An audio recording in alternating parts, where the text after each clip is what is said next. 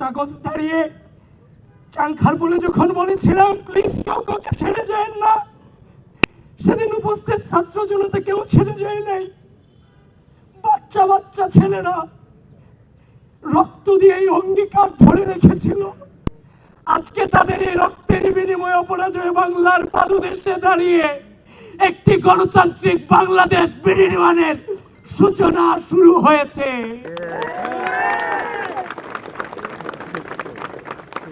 বন্ধুগণ, একটা চ্যালেঞ্জের মুখে আমরা 16 সাল থেকে বিশ্ববিদ্যালয়ে ভর্তি হওয়ার পর থেকে আজও পর্যন্ত চ্যালেঞ্জ ফেস করতে করতে আজকের এই জায়গাতে এসেছি। এটাও আমার জন্য অনেক বড় চ্যালেঞ্জ। আমি আনন্দিত নই, তবে চ্যালেঞ্জ মোকাবেলা করার জন্য মানসিকভাবে সর্বোচ্চ প্রস্তুত ইনশাআল্লাহ। এবং সেই চাংখার পোলের মতো বলছি, আমরা আবারও বিজয়ী হব ইনশাআল্লাহ।